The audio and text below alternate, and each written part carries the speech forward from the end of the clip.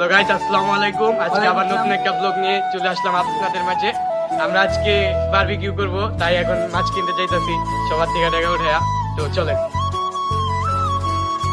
তো hello guys, এই যে আমরা মাছ কেনার উদ্দেশ্যে যাইতাছি। তো বিশেষ করে কুরাল মাছটাই বারবিকিউ করার জন্য পারফেক্ট। তো আমরা কুরাল মাছই কিনবো। তো চলো দেখি কি হয়।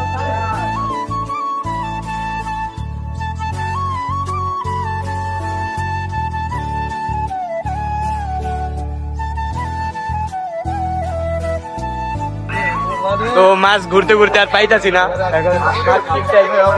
পাইতাছি না।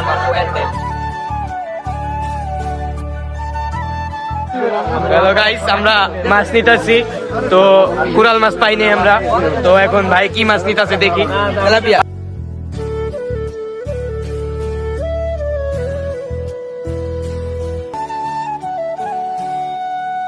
গাইস আমরা ডিম খামু। এই কেমনি খাবো?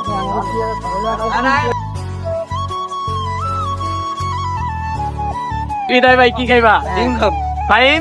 ডিম তুমি কোয়েল ভাই কি খাইবা নাকি পারমের? ভাইজিরা খাইবো এটাই খামু। ভাই রিয়াদ ভাই তুমি কি খাইবা? বললাম না তুমি যে ডিম চয়েস করতেছো।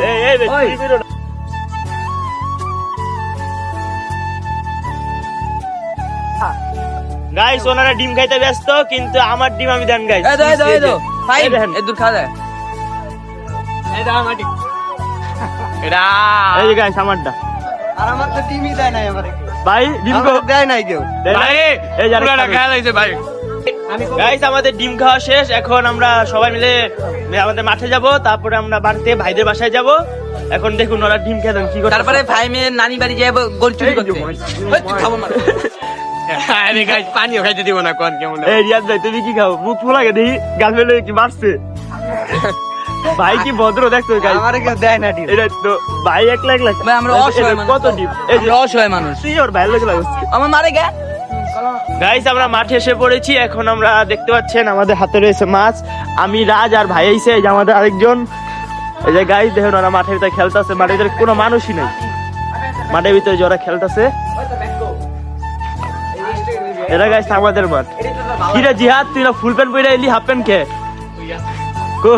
এই ওর প্যান্ট ওই জায়গায়, ওই জায়গায়।